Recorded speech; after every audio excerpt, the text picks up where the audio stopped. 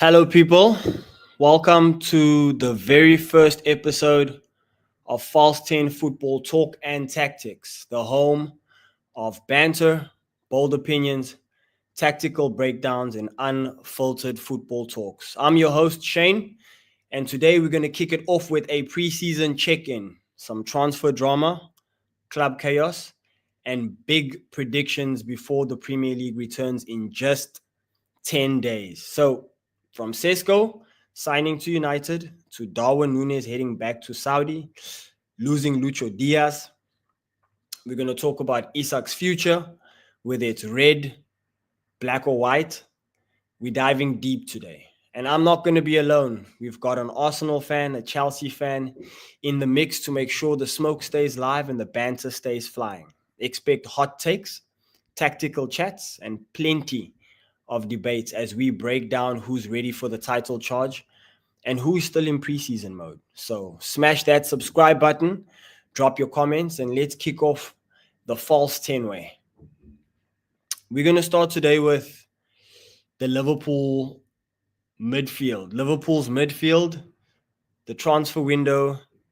And basically, the reason I'm starting with this is because I'm of the opinion that we've got almost too much talent in the midfield. I know signing Florian Wirtz after losing Trent is like, okay, we're taking some creativity out of the team. We're going to replace that creativity with somebody else. But doing it in the number 10 position when you've got Soboslai, McAllister, and Gravenberg is kind of like overkill. And once we bought Ekitike, where does Florian Wirtz really fit in? So I'm going to start this off by talking about our midfield balance. We do have squad depth for the Champions League, but what's our starting 11? What's our starting three midfielders? And should someone like Florian be allowed to play false nine or in Gakpo's position? Should we be moving other people out of positions just because Florian is so good and our midfield is already so good? So on the Gravenberg, Soboslai, McAllister front, I think that midfield is already good enough as it is. Nobody's moving Gravenberg out the number 6 position. McAllister is a walking world-class pass. He's a walking world-class tackle. And of the three, honestly, Soboslai is playing the best. And because Soboslai is playing the best, that creates an issue. We thought we were going to replace replace Soboslai with somebody creative who can also do some midfielding, but that means we immediately lose Soboslai's running. And in that season, or in Klopp's era, we had a lot of running, and Henderson, above everybody else, ran the most for the team.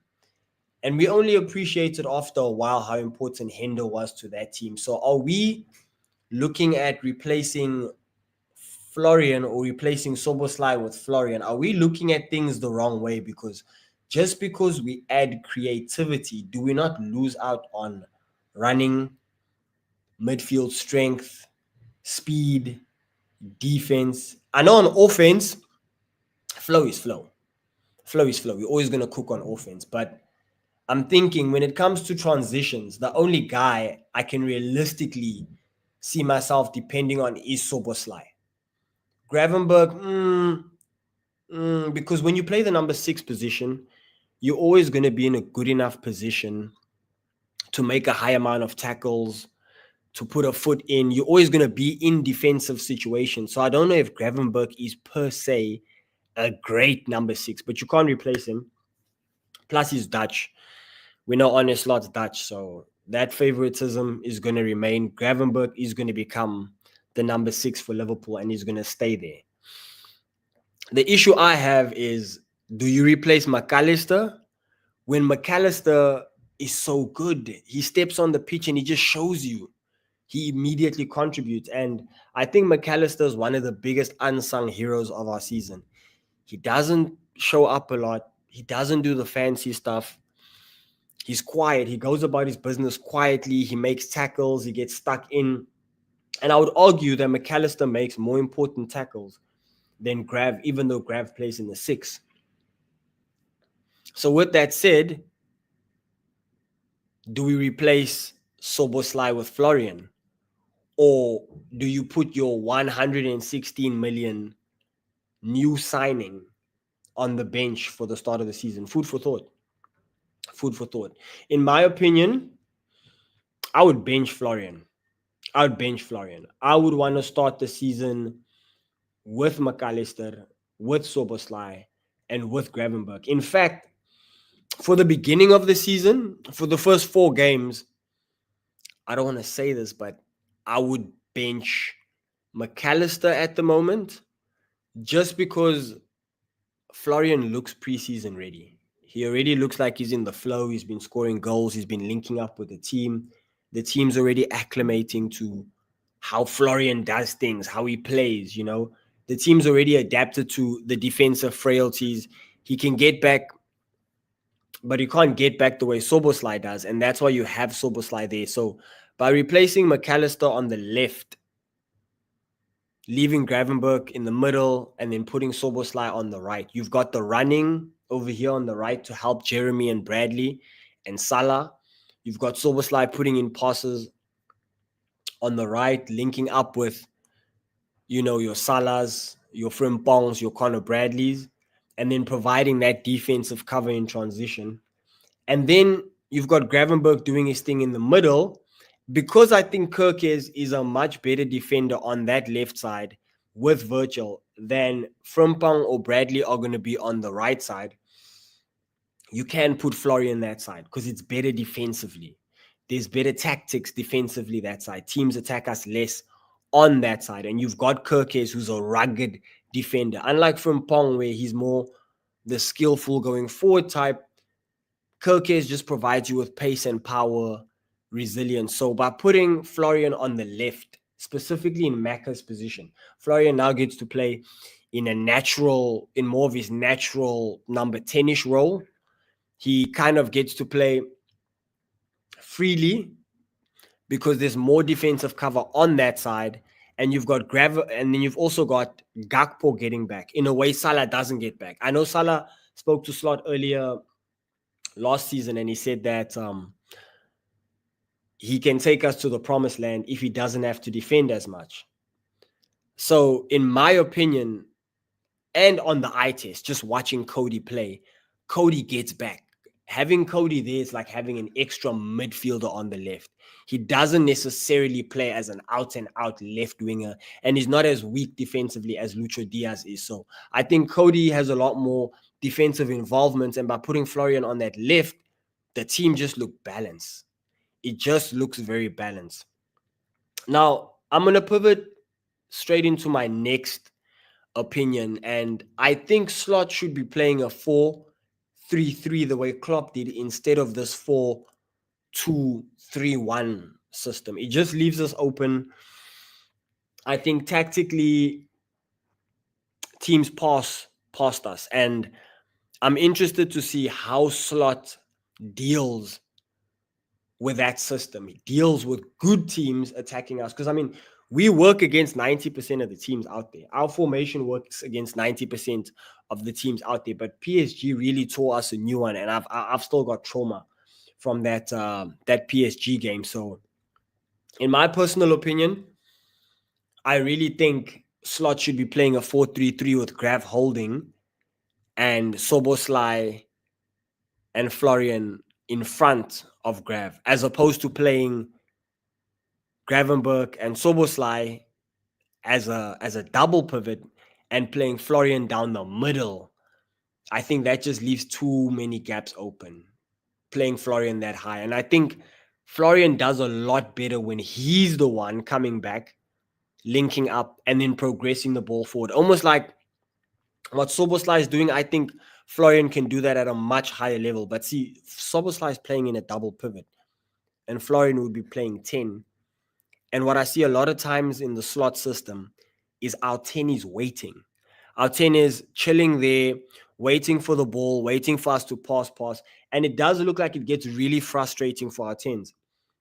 And what I sometimes see is our 10, if we play a 10, meaning a double pivot and a 10 down the middle, our 10 drops. And he only drops, in my opinion, or seemingly when he gets frustrated.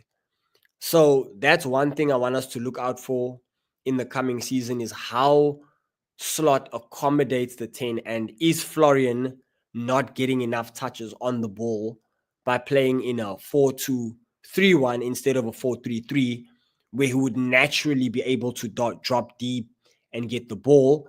Now you're playing him ahead of Soboslai and Grav, and you're depending on them to feed him the ball, and him just to basically play on the turn, to basically play the way Sadio played, on the turn, on the half turn. And that might be good for Florian's progression. I mean, I've definitely seen players regress at Liverpool because our midfield is too slow, or because the midfield, or the coach under Klopp requires you to play so many passes, and sometimes those passes aren't on the half turn necessarily. Whereas if you keep playing Florian in that 10 ahead of Graven and Maka, or ahead of Graven Soboslai, he's forced to receive the ball in those high pressure situations, which does bode well for his progress moving into the future, him improving, him getting used to being in those positions. It does bode well for that. But I still think the team doesn't seem balanced enough. The team just doesn't seem balanced enough with this 4-2-3-1 formation. So I originally thought when Florian came, he was actually going to play a false nine up until we bought Hugo. Up until the tragic passing of Diogo Jota, I thought Florian was going to play the number 9 for us. Play false 9. You've got a nice set midfield of Soboslai, Gravenberg, and Maka. You've got Florian dropping extra deep to get touches on the ball, receiving it on the half turn, and then simply just feeding Cody and Salah in wider spaces. And since your false 9 drops, you could put one of the centre backs in jeopardy almost every time Florian gets the ball. And if they don't come with him, he can turn in that position and feed Salah and Cody. So I think I originally thought that would be the most ideal formation for us, because you maximize everybody's talents. But Slots and Liverpool have decided they want Isak, they want Ekitike. So that does mean that our midfield is somehow going to be unbalanced. Or maybe we just need to wait and see. Maybe Soboslai playing in this new double pivot means he's kind of a Declan Rice, kind of a Rodri mold. Not necessarily Rodri, more like a Declan Rice, Henderson, a running all-out box-to-box midfielder playing next to a skillful holding midfielder. I think we could see some pretty beautiful football from Liverpool with this number 10, with Florian playing in the number 10. But yeah, that means one of our double pivots has to be on the bench. What does this mean for Curtis? How much game time is Curtis Jones going to get? Football has changed, and there are now 5 substitutions. So I know Curtis will come on, Ender will come on. I know if McAllister starts on the bench, he'll eventually come on. So that's already 3 of your substitutions. And then potentially giving Hugo a break, and then maybe Jeremy, bringing him off for some time. Those are your 5 substitutions. It just looks like the midfield is going to be very chop and changey. The midfield's going to change a lot. We're not really going to understand what the system is, because we're going to see Soboslai in there, we're going to see Maka in there, we're going to see Flo in there, and we're going to see Grav in there.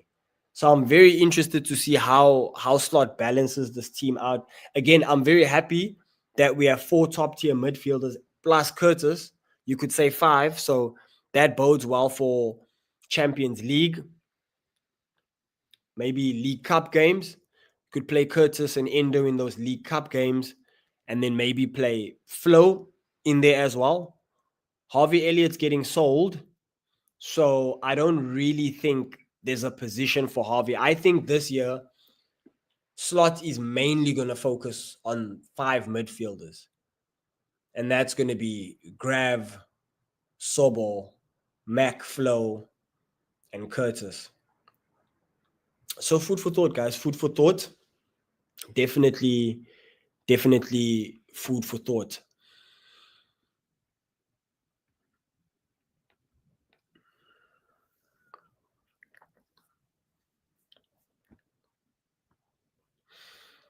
So now I'm actually looking at Liverpool's defense next. So let's have a look at that. Let's look at Liverpool's defense and let's see if we'll be able to last the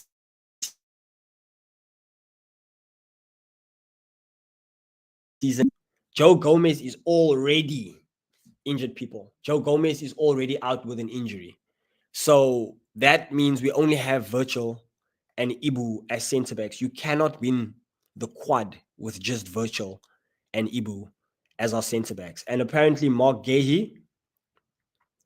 regarding Mark Gahey, Crystal Palace are saying they want more money for him than we're willing to offer. We too focused on this Isak thing to understand that there's defensive frailties in the system. So I definitely think what's more important than our midfield, the balance in midfield, who gets selected for midfield, and the fact that we now have, last year we had a world class midfield. Now we have like a world beating midfield. I think what's going to determine how many trophies Liverpool wins, because I do think we're definitely going to walk away with trophies. I do think the league is kind of ours already. We still have to fight for it, but I do think we'll win the league. But what will determine whether we just end the season with the league or whether we do a double or a treble, potentially contend for the quad. I don't believe in winning the quad, but I believe in competing in all four competitions for the entire season. It's going to be predicated on our defensive forces, on whether Jeremy can stay fit, on whether Bradley can stay fit. We know he goes out injured a lot with little niggly injuries. So it's not major injuries, but it's injuries that, when it comes to a niggle in football, right? You don't just get a sprained ankle, rest for 2 weeks, and come back after 14, 15 days. There's recovery, there's getting back up to speed, and there's a game or coming on at after halftime for some form, and then you can start a game again. So it's a huge process. I think it's even worse when you have a player who gets niggly injuries as opposed to a player who just gets one major injury. Virgil got one major injury. Mo got one major injury. So I think these niggly injuries really keep players out for a long time, because it's bedding them back into the team. That's the issue, especially for defenders. Now, it's a lot easier for defenders, but getting him back into the team and expecting the player to put up a good performance on the day, as well as that player having to improve his form, link up with the team, I just think it's very difficult, or it's a very difficult conversation when you've got a defense that's so injury prone like ours is. On the left, I've got complete faith in Robertson, Kirkes, and Tsimikas, because that's three left backs. So that'll be fine. Virgil doesn't have a history of being injury prone, but the thing about Virgil is he gets tired. Ibu, our starting right-sided centre back, has a history of being injury prone. So when I look at Liverpool's transfer business, I know that it looks attractive to go after attacking players and a 116 million attacking mid in Florian Wirtz.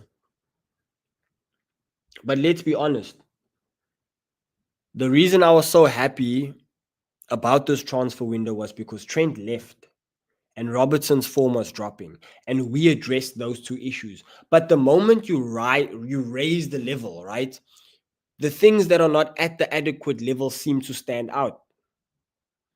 And what begins to stand out is that now Ibu is the weakling, and now there's no cover for Virgil. Why? Because Joe Gomez is injured. So what I want to know, what I really want to know is, why are we going for so many attacking players when the defensive stuff is clearly more important? So that's something to look out for. I really think our season's going to be predicated on whether we get a top class defender, on whether we get one of those, one of those secret signings Liverpool always make, like when they got Joel Matip. Where are those signings? Why are we only this transfer window going in for big players, big signings? These players that attract all this attention to our club. We're a club that's used to getting these secret signings over the line and making someone who's unknown a known person. And now we're just going for players like Mark Guehi, players like Alexander Isak, obviously Florian Wirtz from Pong is a big name. People don't know Kirkes that well. And I won't throw Eketike out there as one of the big names, but apparently we're also in for Rodri. Rodrigo, the left-sided winger, says that he apparently wants to come to Liverpool, according to rumors. So what's making me uncomfortable about this transfer window, specifically in defense, is that Liverpool, it's not our culture to be going for these big name signings. Yet this transfer window, we're only looking at big name signings. You telling me there isn't one secret Joel Matip signing out there? When we got, I think it was Klavan, when we got Kabak. I mean, they didn't play particularly well for us, but just getting a tall body in that can defend, I think would be good for us. There's a defender we've been linked with. I forgot his name. He's 18 years old. I watched some of his videos yesterday. Just gonna go ahead and pull up my history. But I know we have a defender that we are eyeing from already last season. I got his name here. I just saw his name. His name is Giovanni Leone. So Giovanni Leone is 18. He plays for AC Milan. Apparently, he's the next best thing. Apparently, he's the next Virtual. I've watched some of his clips. For a defender, he looks very light on his feet. He looks like he'll fit into the system perfectly. He looks almost like I would say Stones. Remember how Stones used to look back in the day? At the beginning, Stones was this very tall, lanky player with an ability to play ball.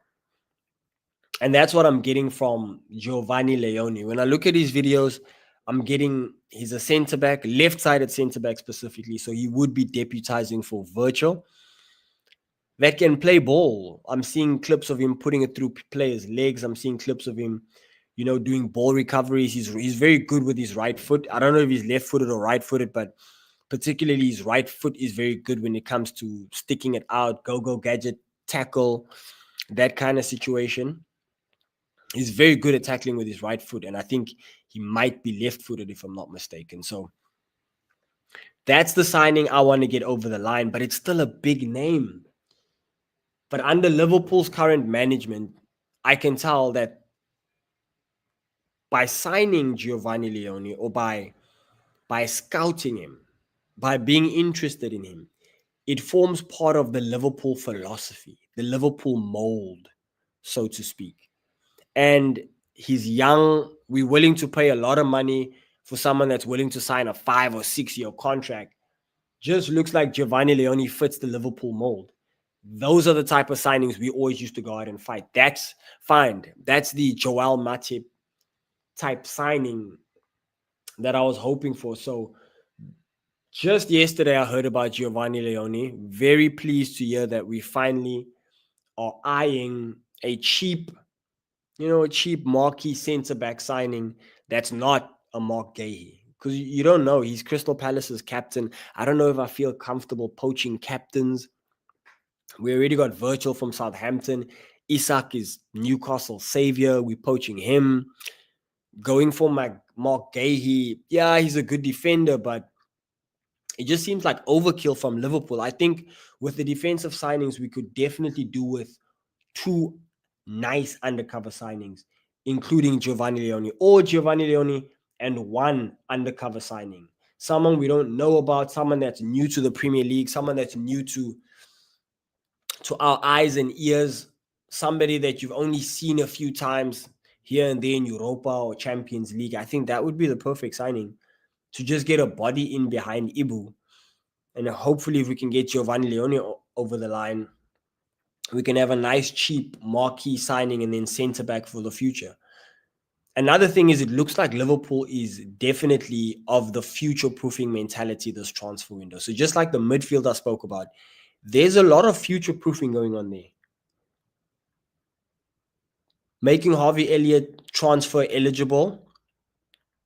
And then in addition to that, you've got Florian Wirtz coming in. That's a 5-bar midfield, right? If any of them get injured, the other 3 or 4 can play out the season. For example, if Curtis Jones is out for like 4 months, you've got the 4 main guys and Endo. If Maka goes out for a month or so, you've got the 3 main guys, Curtis and Endo.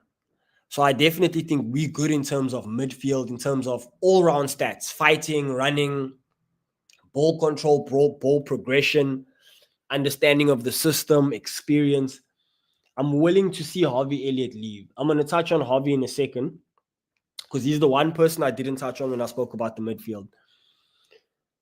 But without defense, it definitely looks like, or without transfers, it looks like we're trying to future-proof.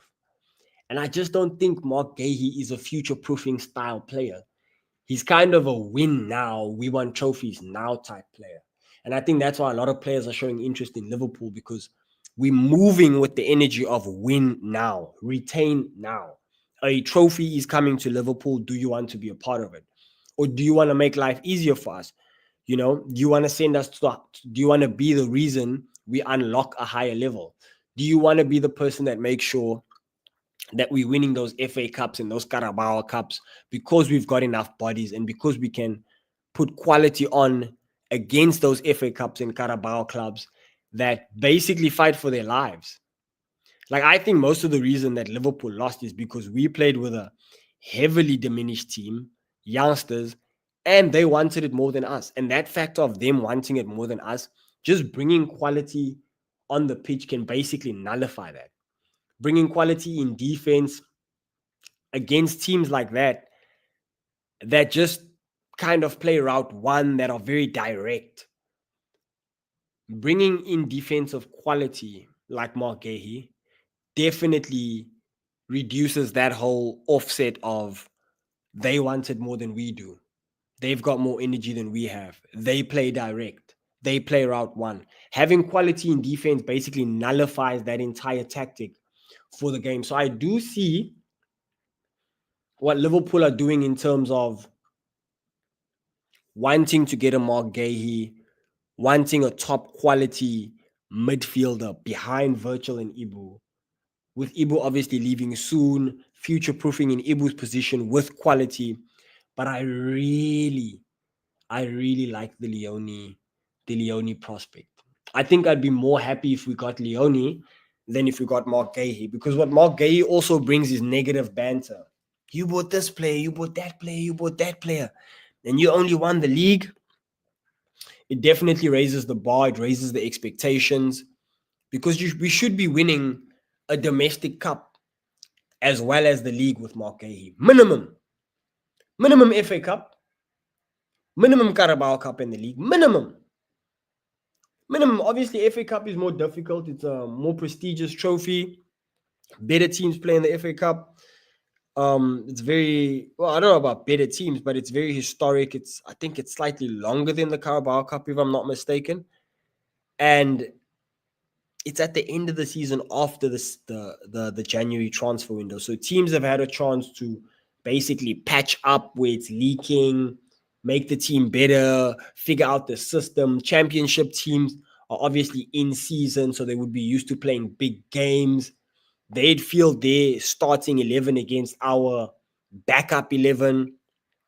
So I definitely think that if you bring a Mark Gahey, for definitely the first half of the season, we should win the Carabao Cup with no problems. With absolutely no problems. Because if you're going to play Ibu in the week, you're going to play Mark Gahey in the Champions League, or you're going to play Ibu in the Champions League and in the league, then you're going to put Mark Gahey playing for the entire cup game. And then probably the next league game, or you'll play Ibu next and you'll play Mark Gahey next in the Champions League. I don't know how that rotation is going to work, but I definitely think having someone like a Mark Gahey next to an Endo, in those Carabao Cup games. And I know people don't respect the Carabao Cup and the FA Cup. I respect all trophies. As someone who supports the best club in England, I respect all trophies. So I can talk about the Carabao Cup. And specifically because the Carabao Cup happens at the beginning, in the first half of the season. That's my hot take, or not even a hot take, but my prediction is you get Mark Gahey, we've won the Carabao Cup just because it comes first.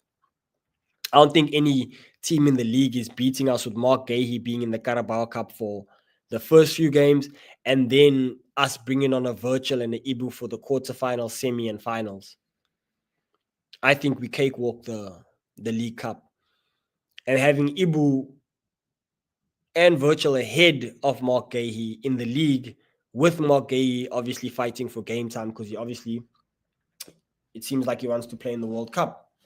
So now Mark Gahey is fighting for game time. That kind of almost guarantees us the league. So some food for thought in defense. I hope we are not done with defense. I'm definitely very confident in both or all three of our left backs. I'm confident in Ibu and Virch starting. And I'm slightly skeptical about the right-hand side. Let me focus on the right-hand side for a bit. Let me come away from centre back. Let's focus on the right back position. So when it comes to Jeremy Frimpong and Connor Bradley playing on that right, it does look good. Last year, people were saying Connor Bradley is better than Trent just because he can defend some. I think he's better defensively than Trent, but he's not a Wan-Bissaka. I don't think. That tackle he made against Kylian Mbappe, he made like three or four of those in his whole Liverpool career. I don't think he's always putting in gut-wrenching, hard, full sprint, full tilt running defensive tackles. And I don't think he's putting in important, transition stopping tackles every game, right?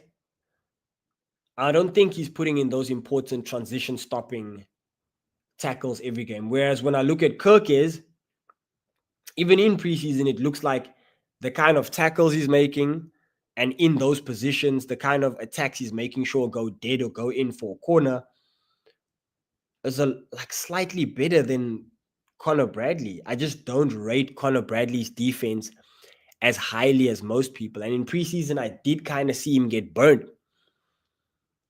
I saw him have a break. I saw the opposition have a break. I can't remember.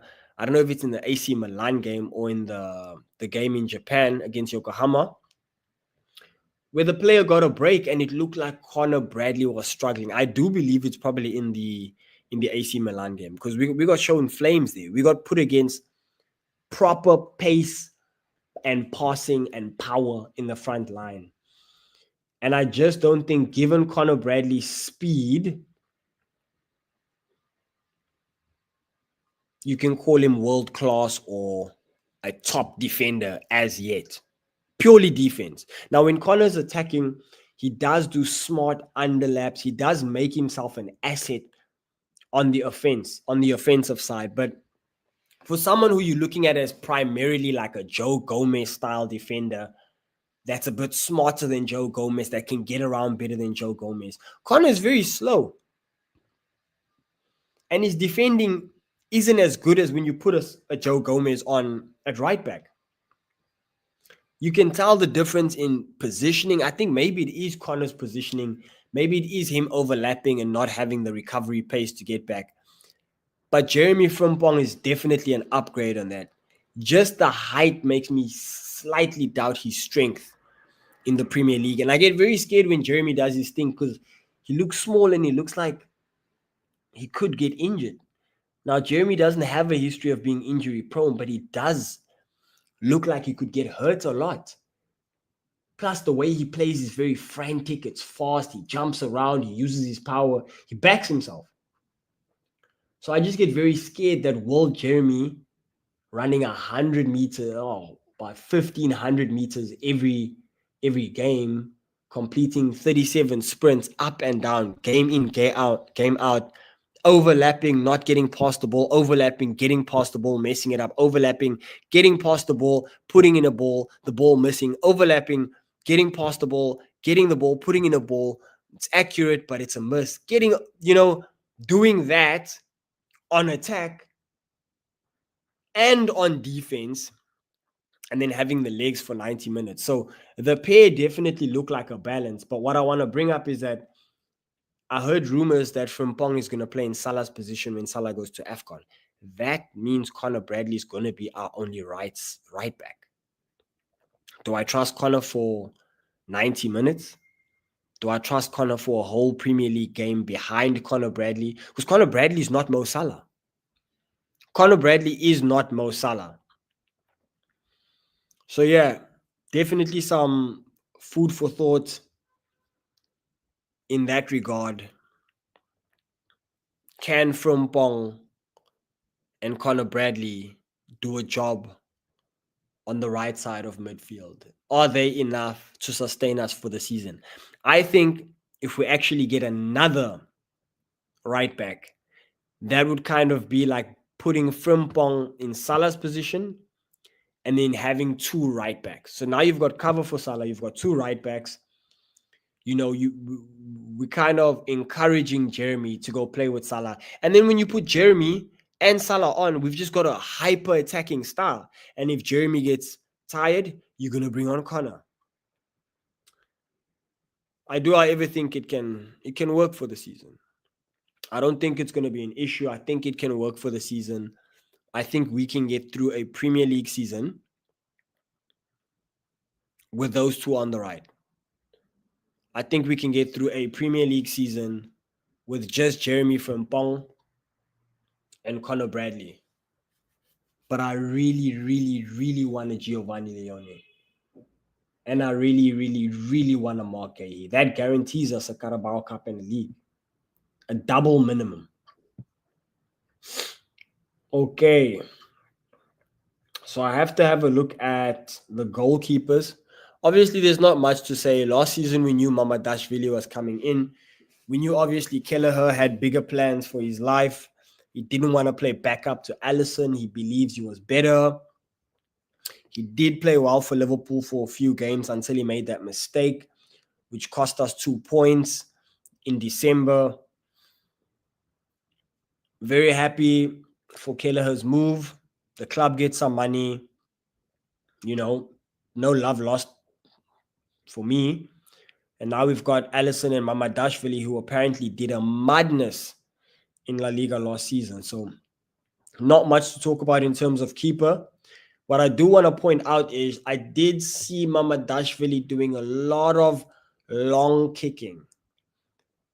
And when he does receive the ball, it does seem like the ball sits on his feet for too long. It does seem like Mamadashvili has the ball stick to his feet. It feels like he makes his clearances a bit late. So I can definitely see him conceding 1 or 2 goals this season, getting punished, or just giving away about 5 chances just because he's too slow in releasing the ball. And instead of picking a pass, he always goes long. So he doesn't look for a pass, right? He backs himself to let the defender chase him down and him to still get the ball away. But I just don't believe it's sustainable for him specifically. So yeah, in the Mamadashvili front, do we do well now that we've got Ekitike with a goalkeeper that kicks the ball long? Is Cody tall enough to receive those balls? Is Ekitike strong enough to bring those balls down? You're asking Hugo to bring some of them down or pick up loose balls when he kicks it long. Smo, Sobo to position themselves well for those long kicks. I just don't know. It's definitely a new progression having a goalkeeper that kicks more than Alisson, because Ali hardly kicks. Oh, ladies and gentlemen, we've got Josh in the building. Josh, I'm going to unmute your mic. Let us know that you're there. I didn't actually see you there, my brother, but Joshua is in the building. Mans is obviously super duper busy, but he's going to come in when we start talking a little bit about Arsenal. So I just want to finish talking about Mamadashvili. He does seem like a guy who kicks it long a lot. And he does seem like he needs to work on his passing. He needs to work on having a pass ready, if that makes sense. He needs to work on having a pass ready instead of just backing himself to get rid of the ball before the pressing defense, the pressing attacker gets it. Now, before we bring on our guest, I just want to talk about our front line for a little, and then we're going to bring Josh in to ask him some Arsenal-related questions. So first and foremost, Núñez. Okay, it seems like a Saudi club just agreed a fee. I don't know if it's Al Hilal just agreed a fee of 50 something odd million British pounds or euros for Darwin Núñez. I think that's a bargain. That's like selling ice to an Eskimo. That is an absolute bargain. Very happy that Darwin is finally leaving the club. I supported him with all my heart and soul, but now I do have the right to feel like he kind of underdelivered. We were promised something, and that thing we were promised was not given to us in the form of Darwin Núñez. So it's good money to come back in. It definitely brings the Ekitike buy down to about 20 or 15 million. So it means you're just replacing like for like. You're replacing an expensive forward with a very good young forward that can do a lot of those things that Darwin couldn't do and can finish for just 15 million more or 15 million difference. I think that's very good business by Liverpool. But the real big talking point and the thing everybody wants to hear about is Alexander Isak. Now, I've got one opinion and one opinion only. And my opinion is that Liverpool shouldn't really be going in for Alexander Isak right now. I know if Alexander Isak comes on, we have two world-class strikers in our team. We've got one that's going to learn from Alexander Isak and Ekitike and just get better every year, because we're going to see Ekitike for the next 5 years, right? And then you've got a bona fide gunman to start games, to give you that Premier League experience. Ekitike comes on in the 70th minute, provides a threat, brings down balls, plays Salah in for a goal. I definitely think that it would be awesome to have Alexander Isak. I just think it's too much money. It's not my money, but I just think it's overkill to go in for him right now. And with the unsettlement we're causing Newcastle, there's rumors of fans saying that Liverpool are a club that's unsettling Isak. Apparently, we unsettling him, but he wants to come to our club. I just don't like the narrative surrounding Isak. Expectations going to be over the top. You're gonna have to find a role for Ekitike. I know Hugo can play off the left. So if Isak comes in, you don't get Rodri. You don't get Rodrigo from Real Madrid because Ekitike is gonna play off the left to supplement for Cody sometimes. And when Cody's not there, we've got Rio Ngumoa. I don't want to talk much about Rio because he is only 16, and I don't think he's going to be one of the core players in our system spearheading the quad, but I think he's going to feature a lot in these League Cup games. And I think we can speak more on Rio when we learn more about Rio, when we see more from Rio, when we have consistency, or we understand what is consistency for Rio. For now, he's just a 16-year-old. That is very exciting. We can talk about that when we talk about the academy. But right now, I'm only seeing Cody on the left, Salah on the right, who's supplemented by Frimpong, because he can play in that position. Hugo Ekitike in the middle with Darwin Núñez leaving. So guys, definitely getting Isak in makes sense to me, because it looks like Slot is going for balance. It looks like he's prioritizing balance. It looks like he's prioritizing having multiple players in multiple positions, because you bring Isak in, all of a sudden Ekitike is playing in Gakpo's position and as the number 9, game in, game out. So you have a nice rotation between the middle and that left side, those 3 players. And then with Salah, you've got rotation between him and a little bit of Frimpong coming in, which definitely brings a good balance to our team. Definitely think we should get a defender before we get Isak, but it looks like all the club's research is just focused on this Ekitike deal, getting the money, getting that, this Isak deal, getting the money together, getting that over the line seems like the primary focus for Liverpool right now. So Isak, I would get Rodrigo instead. Get an out and out left winger with Cody rotating into the nine, as opposed to getting Isak two number nines with Ekitike rotating out of the nine. I just think it would bode well for our attack. We'd have more creativity in attack because with Rodrigo, we'd have dribbling and flair on the left, and we'd have an experienced winger with pace on the left. I do think Cody and Ekitike could be lacking in pace when it comes to maybe beating a man, but Ekitike just looks so smooth. It looks like he can beat someone in slow motion and still get to the ball. So I'm not complaining. I just think a better buy than going for Isak, which is causing all this news, would be for us to go for a more friendly buy in Rodrigo.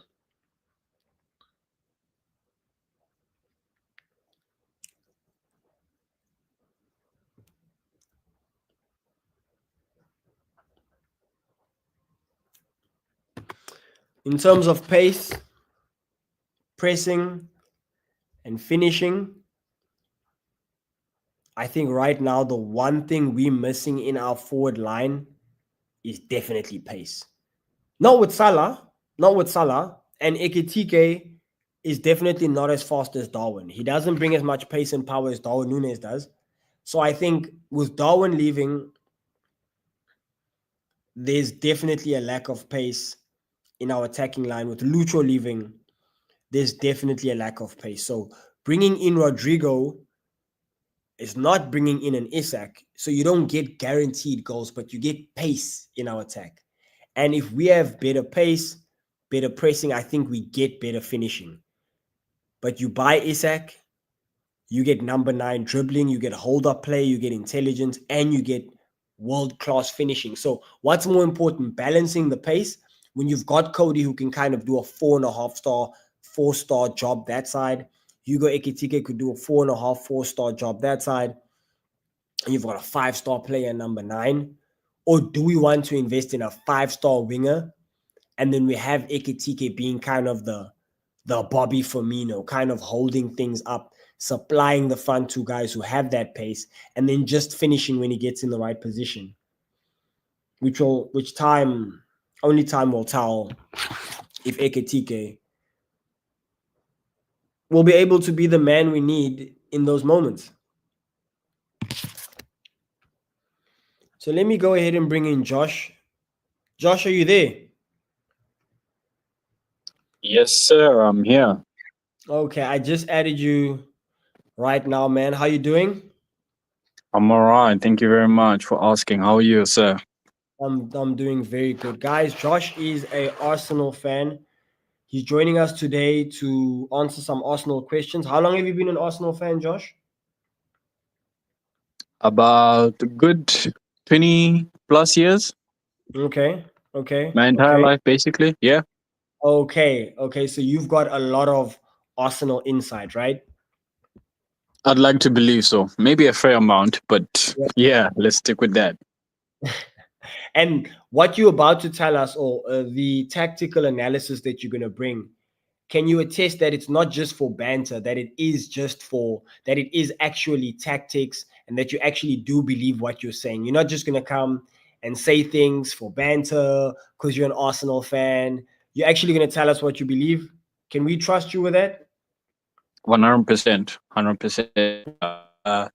I'd like to believe that I'm not going to be biased, Okay. having been an Arsenal fan for so long. Of course, I Yeah. understand how the game operates.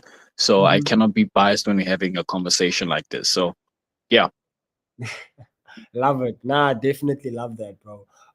Since I was talking about transfers, before we get into some Arsenal questions, do you want to rate in attack, in midfield, and in defense, right? Do you want to give me a rating out of 10 as to how you think Arsenal performed this transfer window and why? We can maybe start with the let's start with the defenders. With the defense, that includes the goalkeeping department.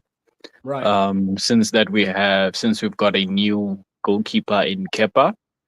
Mm-hmm. If I were to rate it out of 10, um, I would give it a between a 6 and a 7. I say that because our defense currently is quite good. We could have done a lot better, but Mm-hmm. as it stands, I believe we are solid. It might take time to get to where we need to be, Mm-hmm. but as it stands, we are fairly solid.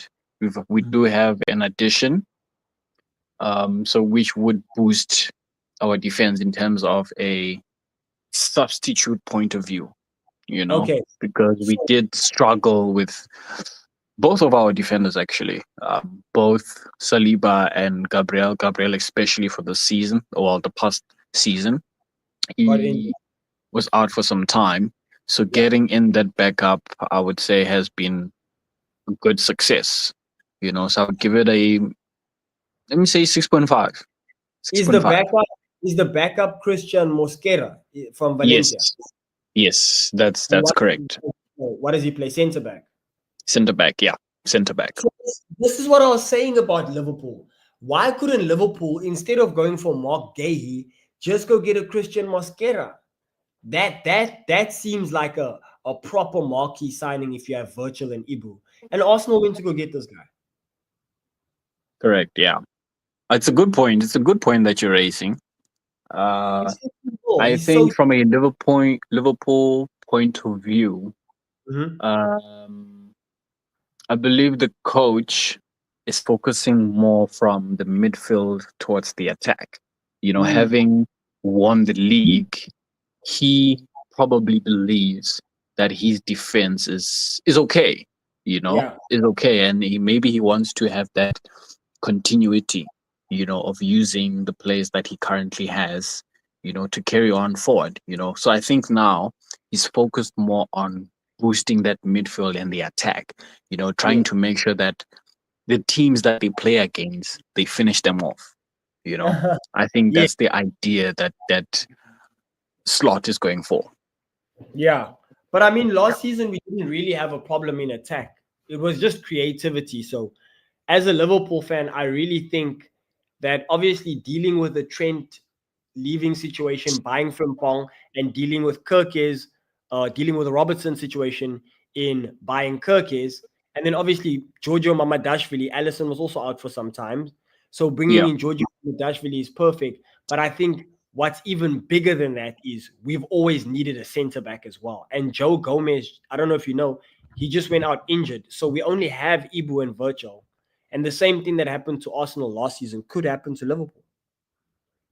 Correct. Yeah. That's fair. That's a fair analysis. And I Chris, think, but if we look at it this way, yes, the season is starting in about plus minus 10 days. yes, Transfer is not yet closed. So yes, this could be an opportunity for Slot to go after the defender that he wants, you know?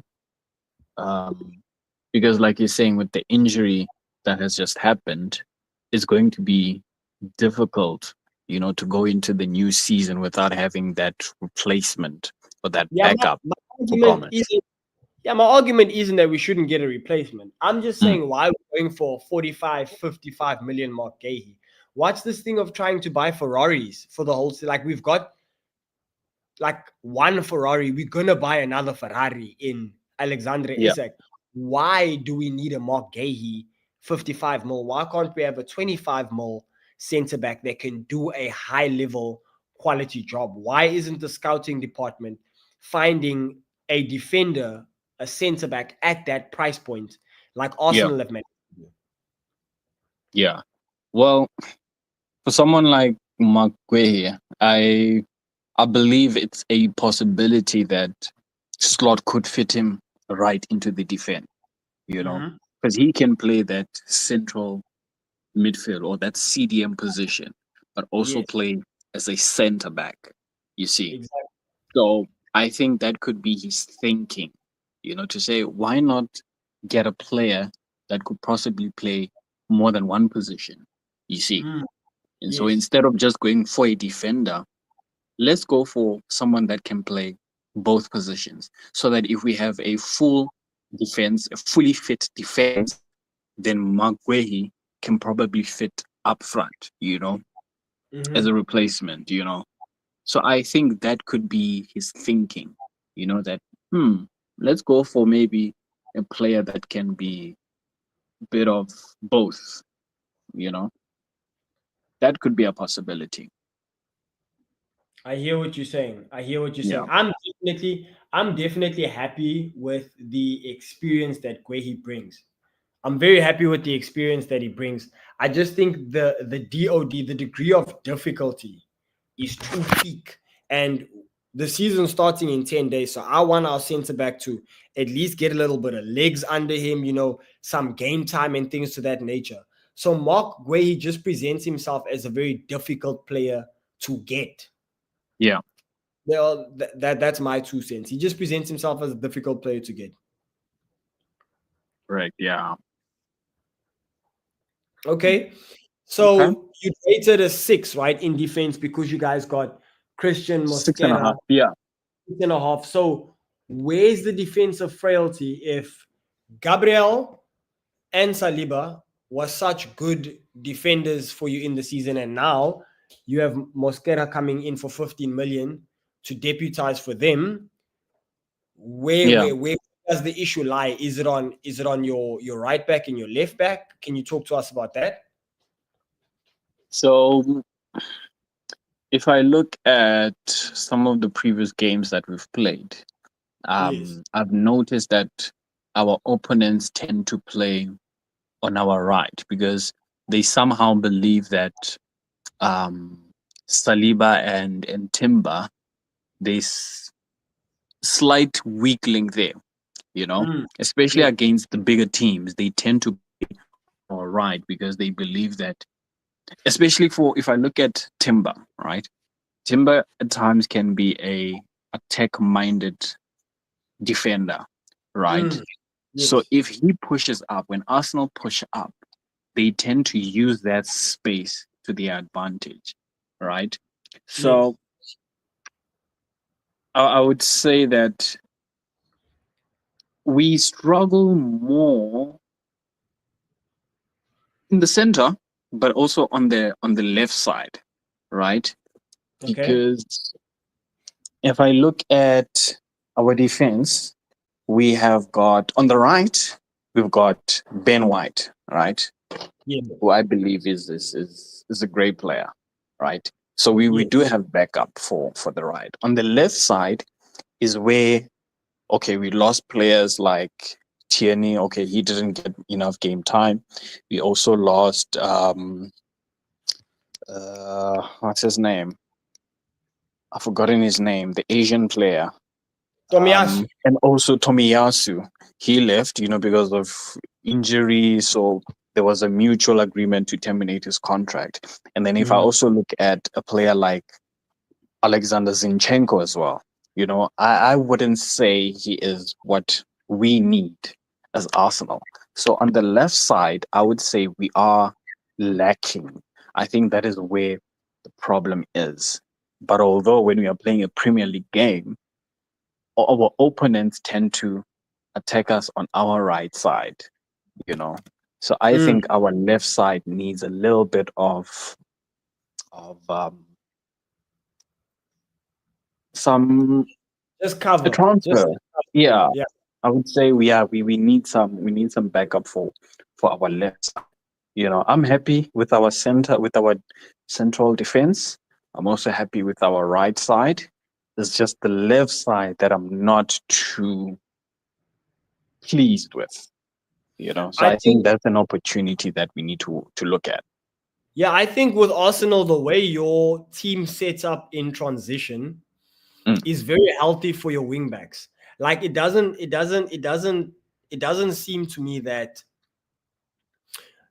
you guys have a lot of pressure on your right back and your left back, your fullbacks defending. mm, 'Cause the way the midfield is set up and the way Gabriel and Saliba like hold their line, you guys kind of always have a four-man kind of overload. So when you guys are attacking, even if you lose the ball in transition, I already see four Arsenal players in set defensive positions. Correct me if Yeah. I'm wrong. I don't feel No. like your fullbacks really overlap in a way that it costs you on transition the way Liverpool fullbacks do. I think they play more of a wide DM position, if that makes sense. So they play DM from wide as a, Mhm. and hug the touchline as opposed to overlapping. And when you guys lose the ball, they have an extra 20 yards or 15 yards to run. So I don't think there's a lot of like defensive pressure on your wing back. So I definitely think that getting a centre back for Gabriel and Saliba, I'd give Arsenal right now. I'd give them an 8. I'd give them an 8 because I also don't see Okay. which right back or which left back you guys can get. That's high quality. You know what I'm saying? You guys just Yeah. let Tomiyasu go because he wasn't good enough. I would say Thomas Partey is a high level. He also left apparently. What about Tierney? What does he play? Kieran left back. Left back. So why is he leaving? Typical left back. Why is he I leaving? think because the coach has his players, right? I still Mm, believe that Tierney was one of my favorite players. You know, okay. if I'm being honest, you know. But then, we also don't know what happens in the dressing room. But I Mm, believe that the coach has his idea and the yeah. players that he wants, and it appears as though Tierney did not fit that, and also with injuries as well, I think that also played a major role in Arteta's decision to let him go. Okay. Makes Yeah, sense. So he got injured, so he just didn't get a new contract. yeah, correct. Yeah, Okay, that's what it sounds like. Okay, so yeah, we'll come together and we'll give your back line a combined like 7.5 or 7. Because since you're an Arsenal fan, you know better. And after hearing this Kieran Tierney, after seeing Kieran Tierney also left, I also think it doesn't warrant an 8. You guys do need cover for yeah, losing some Tierney, even if he's injury prone. Okay, yeah. now in the midfield, you guys got a Martin Zubimendi. What does No God play? CDM. So, okay, you mentioned, yeah, our two signings. Yeah, So so more or less, they are I want direct to replacements. Okay. Just before you go, I wanted to mention Okay. Zubimendi and No God come in, but you Mhm. also lose Nuno Tavares, Marquinhos, Jorginho. And Partey. So that's four for what seems like squad players. Can you just talk us through before we go to the fun stuff, which is Martin Zubimendi and Mhm. obviously No God playing in your midfield? How do you feel about losing four midfielders in Tavares, Marquinhos? Is Tavares a midfielder? So both Tavares, oh yeah, Marquinhos, more or less like a midfield. Tavares is a defender, right back if I remember correctly. However, I don't feel the gap with their departures. Right, I mean, Okay. Tavares spent the last couple of seasons out on loan. You know, so Mm. I'm fairly okay with him departing because I believe we also need to make space, for the players that Arteta wants, you Yes. know, and also just to balance the books in some way, you Yeah. know. We need to get rid of. I think saying the word "rid of" is a bad It's term, intense. but Oh, yeah, that's you know. intense. These are your players, bro. This is your club. But yeah, I mean, yeah, we needed to offload some of the fringe players, if I may, for a lack of a better word, Yes. to let them go, just to create space for better quality, So with for better quality of players. Jorginho and Marquinhos, you also don't feel it. Jorginho, no, I do feel him. I think it's just he didn't get a lot of game time, but also if I look at the age factor, Norgard is, I think he's also old. I think 29 or 30, around there.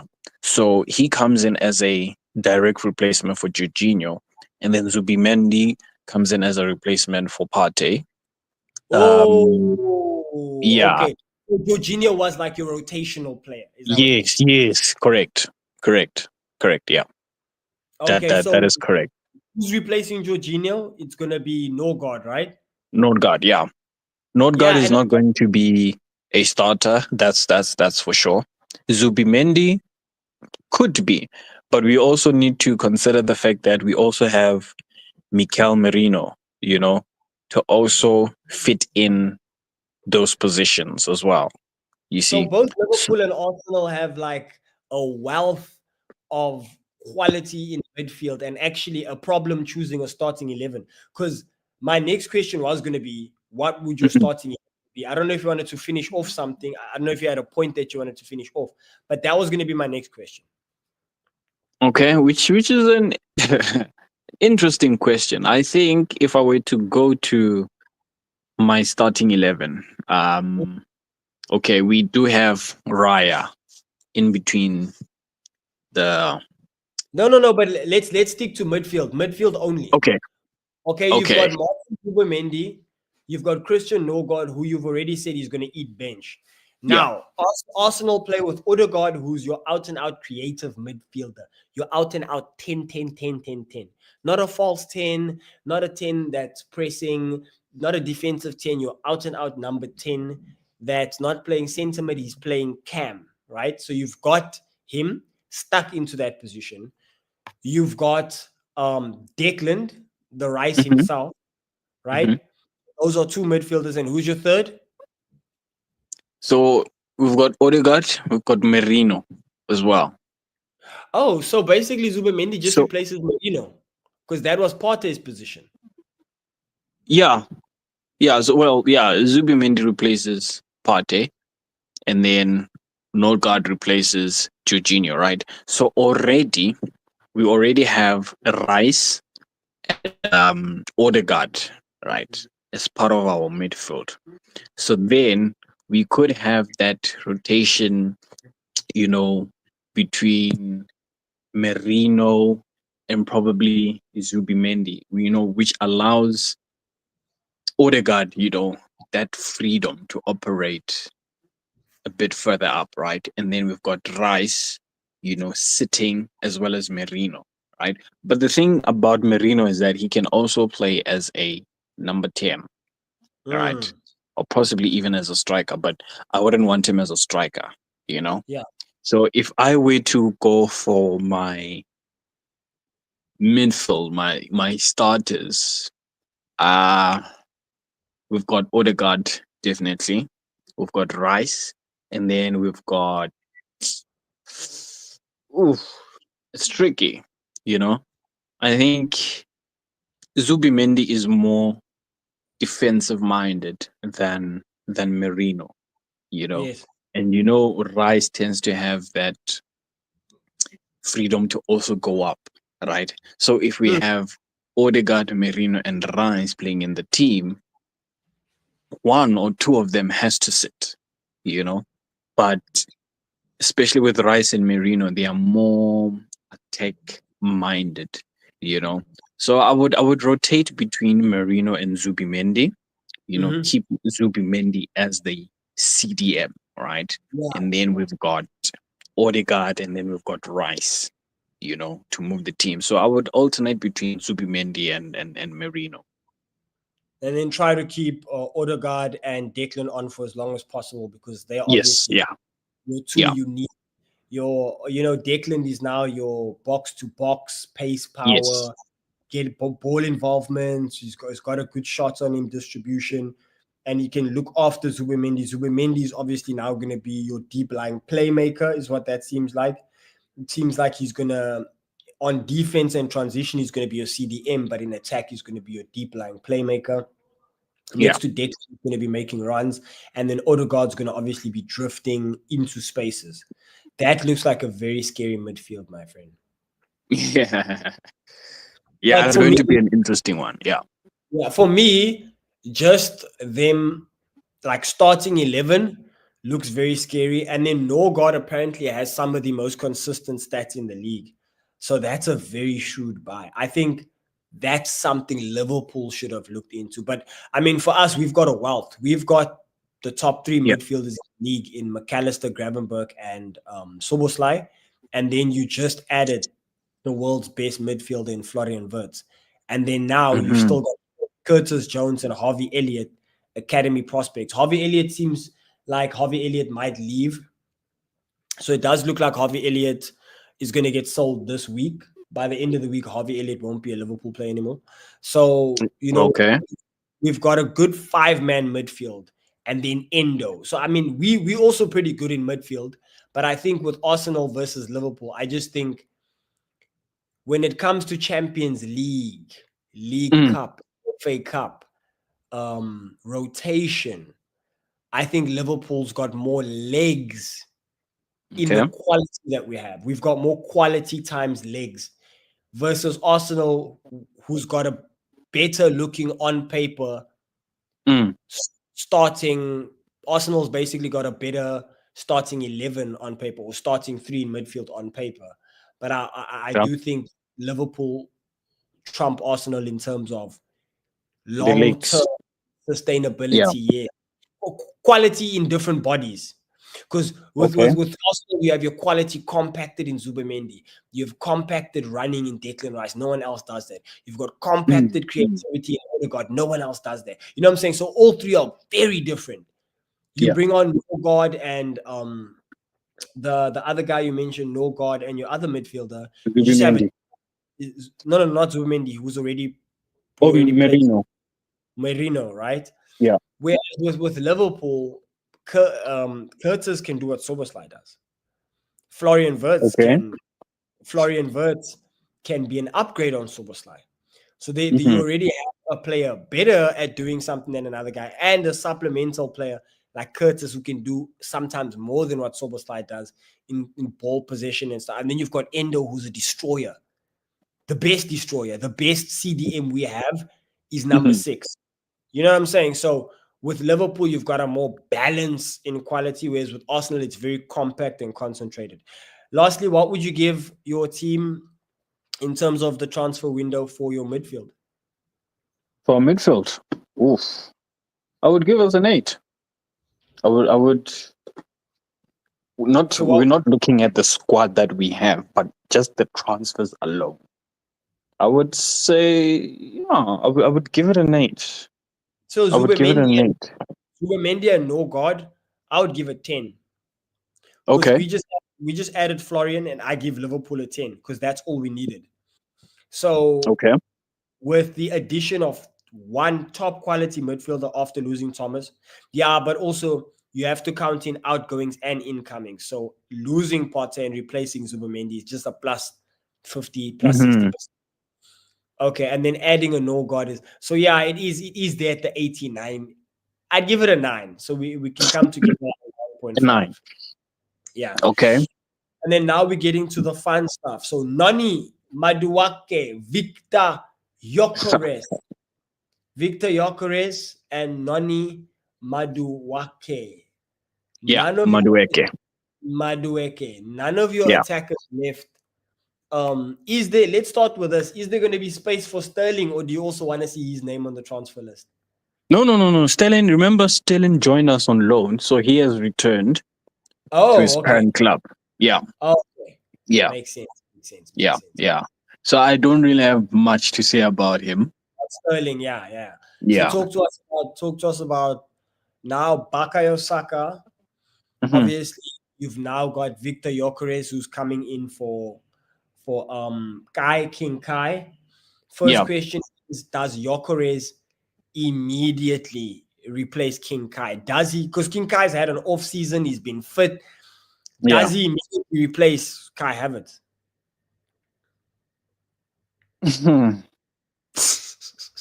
Yeah. Seems like a difficult question, bro. What an interesting question. I think For most football fans, we do agree that Gyökeres is a number nine, typical number nine, right? And Havertz isn't, right? But considering the form that Havertz was on, I mean, it was on and off here and there, but at some point he carried the team in terms of goals. So I wouldn't say an immediate swap. So I think Kai would probably hold us for the first maybe 5 games as a starter, with Okay. Gyökeres coming in, maybe 60, 70 minutes, then probably after that, then Arteta will determine, okay, can he start now? You see. So I Mm, think maybe we would want to just give Kai Havertz that opportunity to continue his shine and see what he is capable of, considering that now he's got competition, right? So now he's yes. going to have to pull up his socks and really deliver, right? So I think, as happy as I am that we've got Gyökeres, I think I would want to give Havertz the opportunity, you know, to start our first few games, you know. So yeah, that's where I'm at. That's where I'm at. does Havertz I would does Havertz deserve the opportunity to start your first 3 games?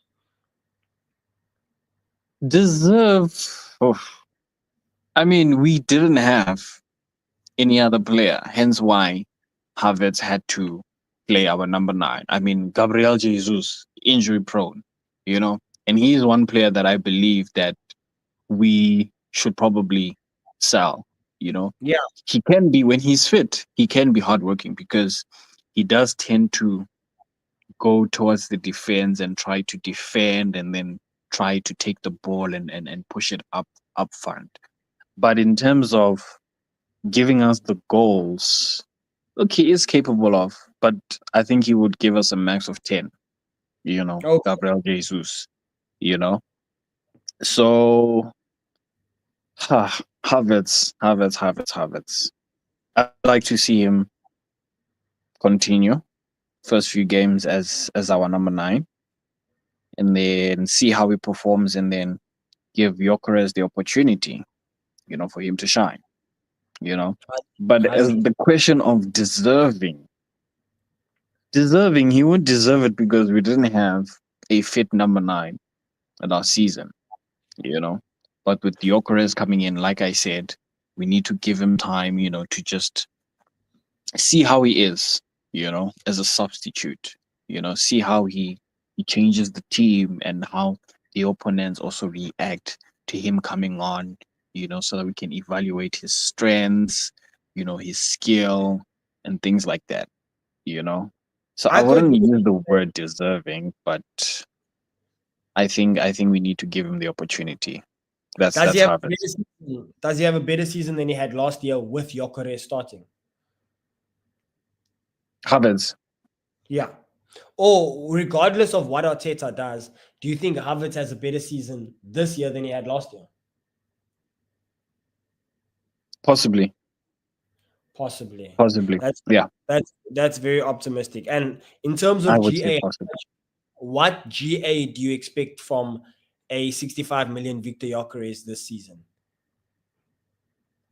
Or Combined. if I were to say be confident and Mhm. demand, like, I want this many goals from him. Not realistically what you think he's going to get, but what do you want for that 65 mil? I want 20, 20 GA 20, 20 is plus, 20 GA. So possibly could be maybe 15 to 18 goals, and then maybe three to five assists. okay. Um, I In the believe league or in assists will all come comps? from elsewhere In the in the league or league, in all comps? in the league, in the league, Yeah, in the league alone. for a striker, 18 goals for the season does seem decent. Like, yeah, Yeah, Sadio got like 90. Yeah, I'm thinking 18 goals is kind of decent-ish for a center forward. for a centre forward. Yeah, But I mean, 65 more. And then considering that Kai would come on, Kai would score some goals. So yeah. I ex- I accept. I So accept. I'm not going to push too hard on this one. yeah.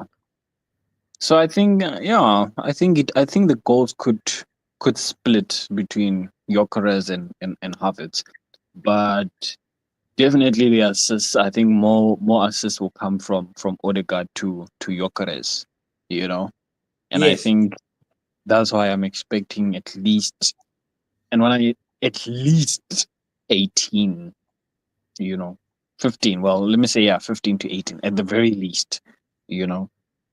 Should he get 20, fantastic. I'd be very happy, you know. But that is Yeah. what we are expecting from a 65 million pound striker, you know. We 100%. need to get those goals. So my expectations are fairly high, you know, for him. And then Especially in, lastly, yeah, yeah, lastly, I want to get to the left winger position. This is arguably the most controversial transfer. Arsenal go inside Ronnie Madueke for 56 million euros while having yeah, Gabriel Martinelli. I'll let you just intro this thing where yeah. you have two left-sided wingers, and could you tell us why it's good Hmm. and what it does for Arsenal now having Nani Maduake, who didn't perform that well for Chelsea or didn't meet the Yeah, expectations with his given attributes? What does he yeah. bring to Arsenal? And, are you happy with that signing? Happy? I wouldn't say happy or sad. I would say surprised because that is a transfer Oh, that I why, why, didn't are you, see coming. why are you surprised? I got questions here because I like to bully Martinelli. Yeah, Are you surprised because you're not happy with Martinelli, or are you surprised because it's specifically Nani Maduake? I think specifically that it's Madueke. You know, So I I I I you were didn't expecting expect that. Rodri. You were expecting Rodri. I was expecting a Rodrigo. I was So I was expecting a Rodrigo. I was You know, expecting but Isak and I got Eketike, and I'm so happy with Eketike. So don't you? yeah. Where's the optimism? Don't So you feel like? okay. Let me mention this right. Um, my expectation, right, considering the transfer rumors, early in July, my expectation was that we were going to get both Benjamin Sesko and Victor Gyökeres, right?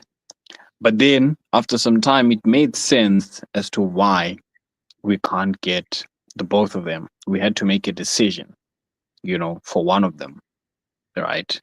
Hence why Madueka's signing was a bit of a surprise, because I honestly didn't see it coming, you know.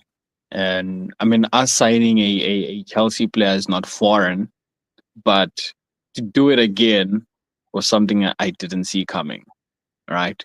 Look, Noni Madueke has got the potential. He's not terrible, right? But I He's not a believe that scrub. he could perform. Yeah, but I believe he could perform a lot better at Arsenal than he did at Chelsea. That is what I'm I'm expecting. That is what I'm expecting. But if we look at the positions, Madueke can actually play both left and right, right? So on the left, we've obviously got our starter in Martinelli, and then we've got Trossard as a replacement. So now this is where it gets interesting.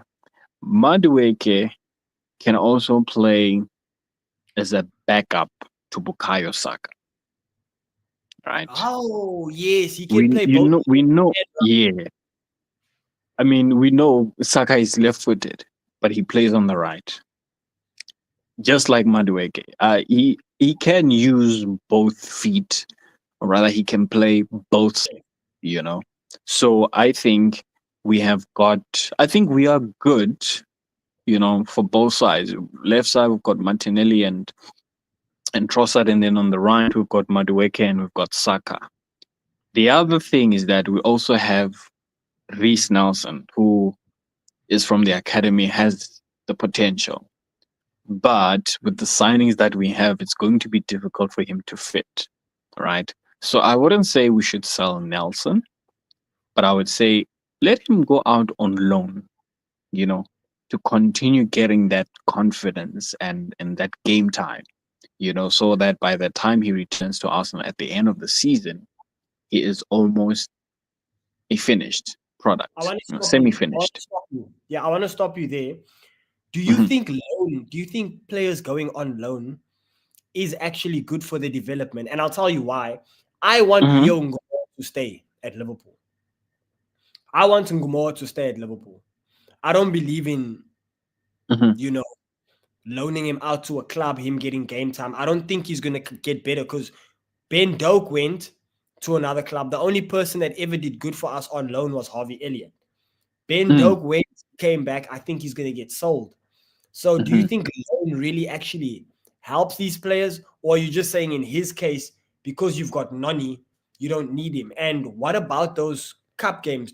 Don't you think you guys can deploy him in the cup games and he'll grow more into the Hmm. system by staying in the Premier League and playing with the team because he's already had game time with the team? Fair enough. I mean, you brought a very interesting point in this conversation to say, what about other competitions or cup games? That is a good point. But going back to the loan issue, it does help some players. Some players, right? Some players go on loan, they come back, they're terrible, or they come back, they become injury prone, or they have some sort of issues, right? Or they just can't keep But up with the pace. or they just can't keep up with the pace, you know. So you have made me think about it. That I mean, okay, maybe he should stay and then he can play the cup games, because we are competing in so many competitions, so we need those legs actually, yeah, the because league I the league is for me, long. I don't care about player development. I care about Mm, Liverpool.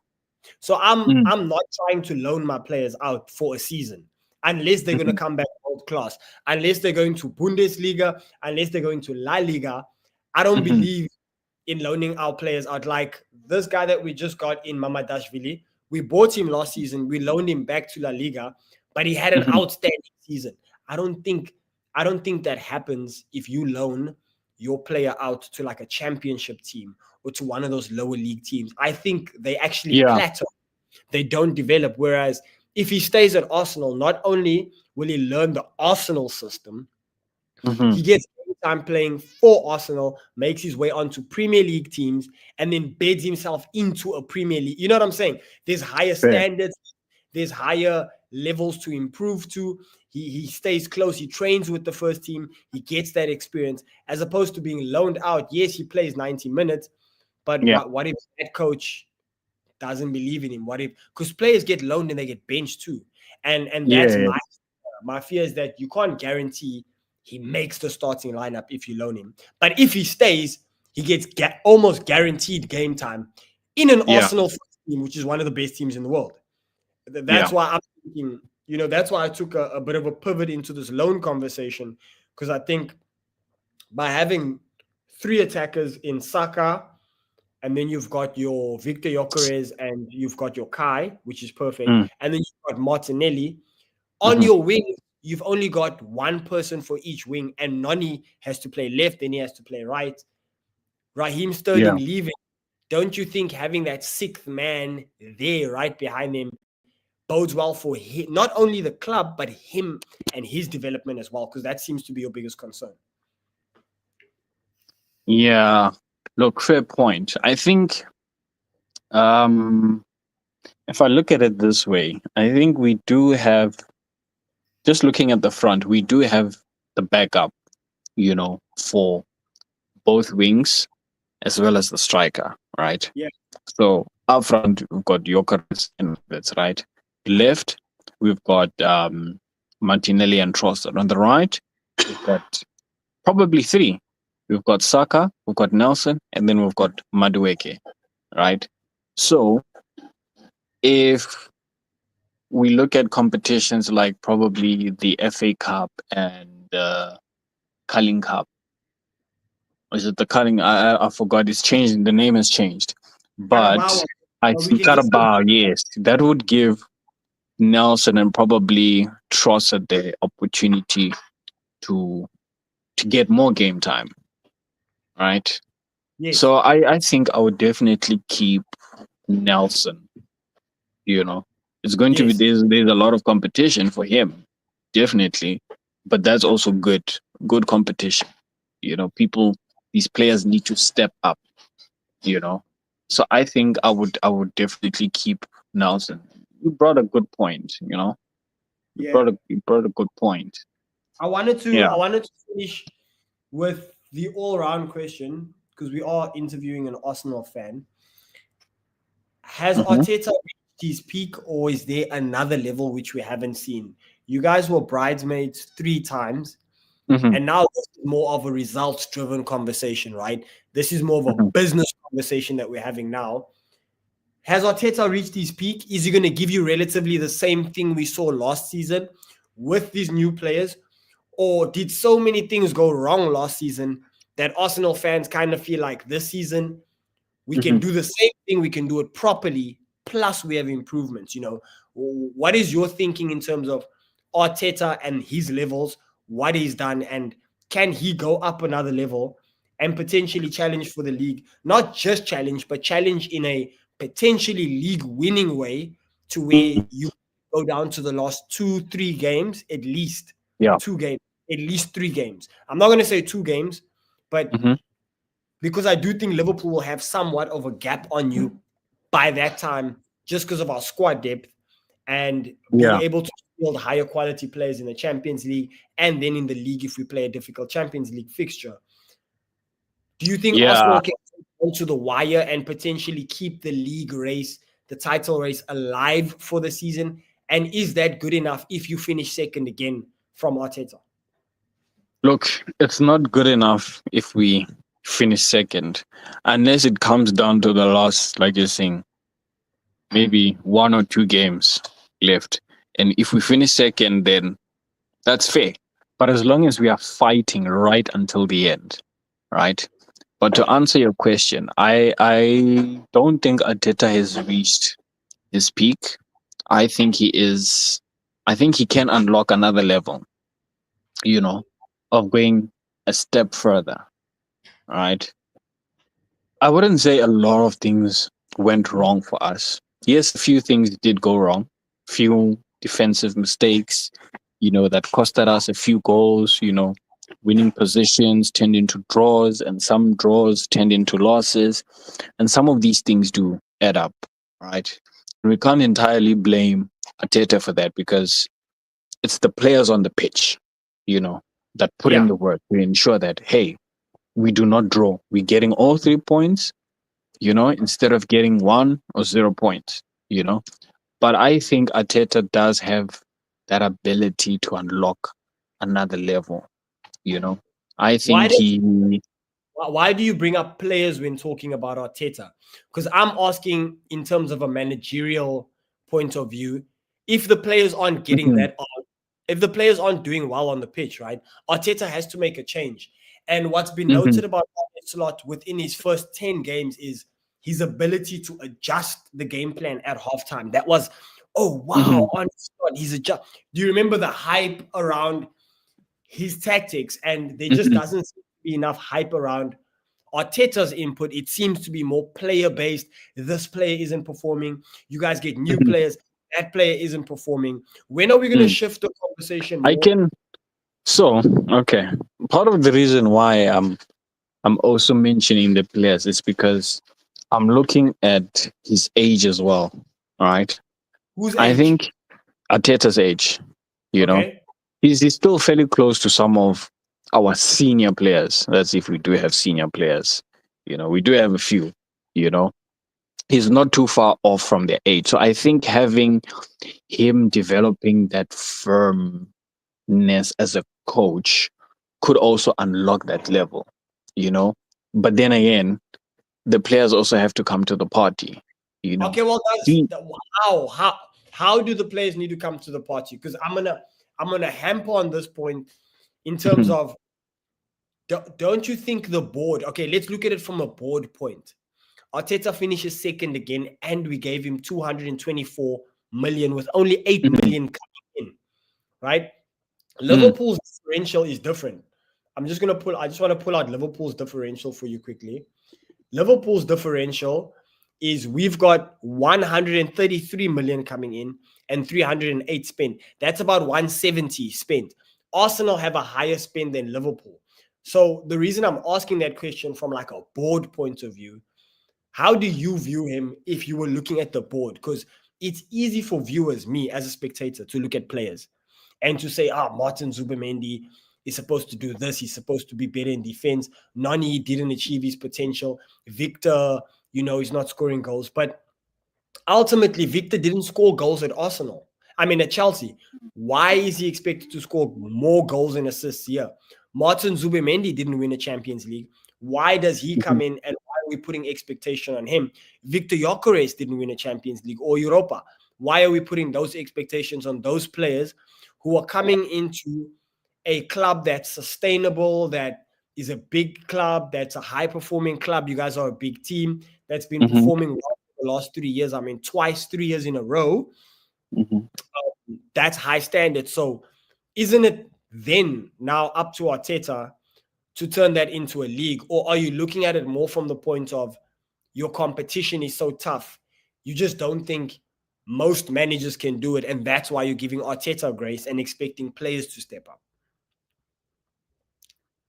Well, looking at the players that he bought, right? Yeah, I mean they didn't win Champions League, but if you look at the clubs that they were at and their performances, they were good. They were exceptional. Gyökeres was exceptional. Yes, he didn't win a Champions League or a European trophy of anything of that sort, but we are looking at the quality that they bring to our current squad. Our current squad is fairly young, right?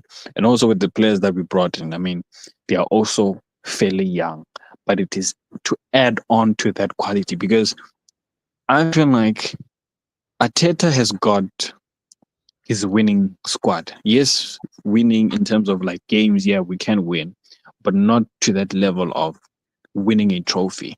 So he Okay. is adding onto that, in terms of the quality that we bring and the legs that we have, right? So are Last you, season, we yeah? suffered because with Saka's injury, right, it was a challenge. We didn't have that direct replacement for him, right?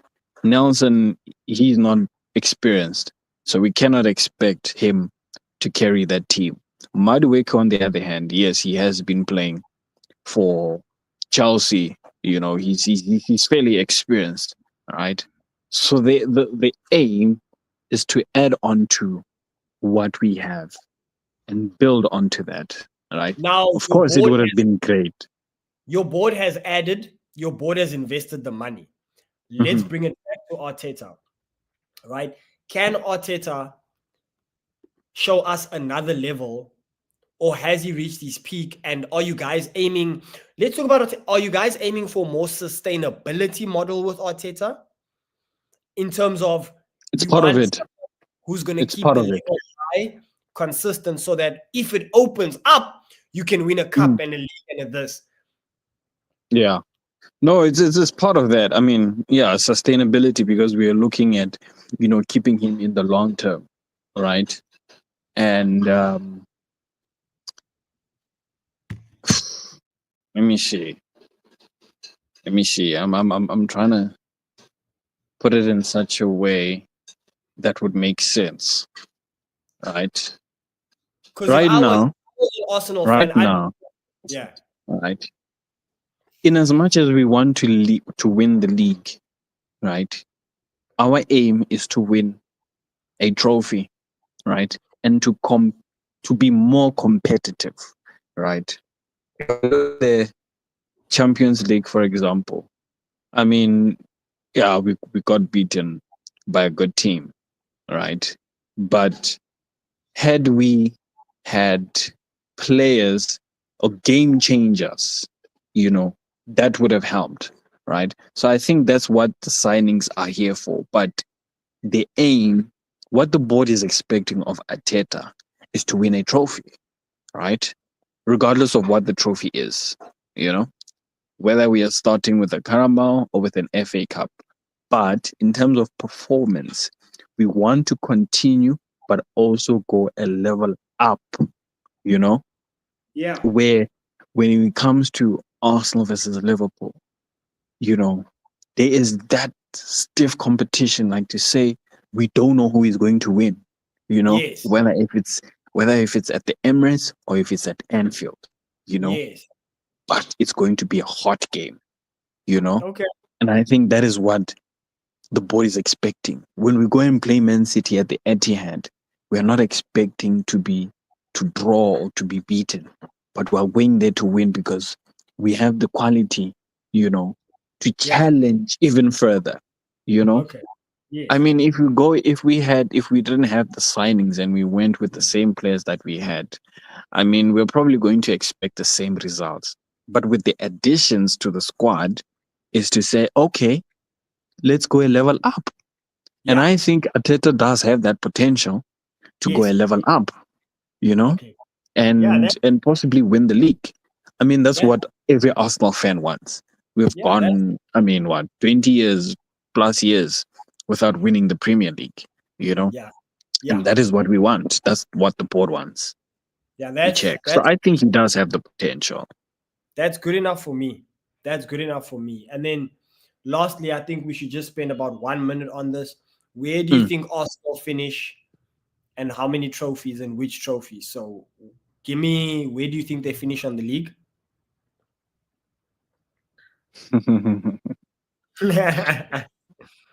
Do I have to answer that?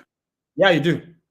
Because feel like it's a bit premature to, of course, me being an Arsenal fan and us finishing second last season, I want to say we are going to finish first, right? I That's want to, I that. want, I want us to win the league.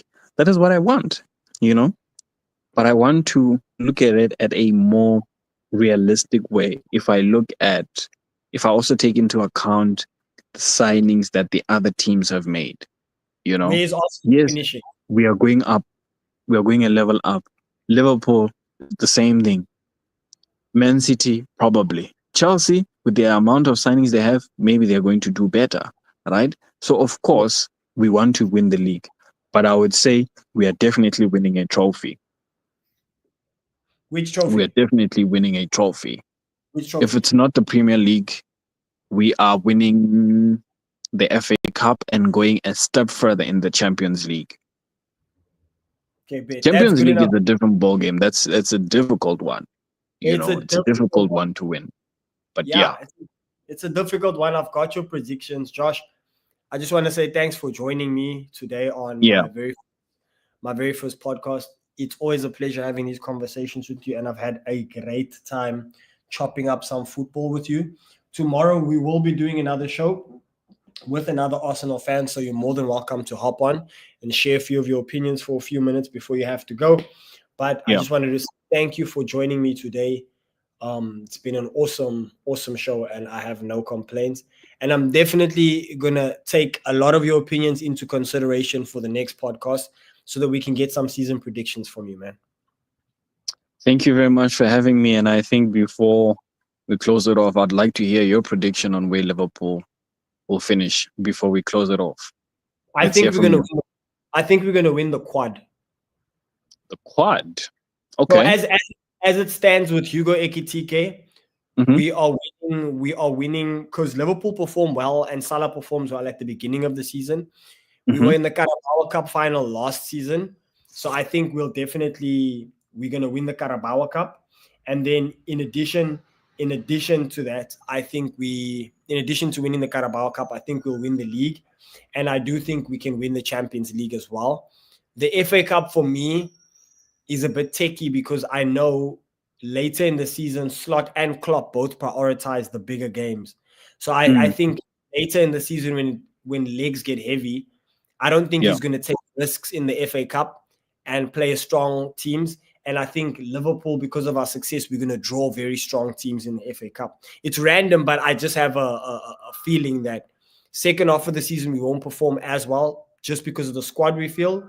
And I think first half of the season, we'll mop up that Carabao Cup. Look, if we get knocked out of the Carabao Cup early, that bodes well for our legs, Champions League and the league.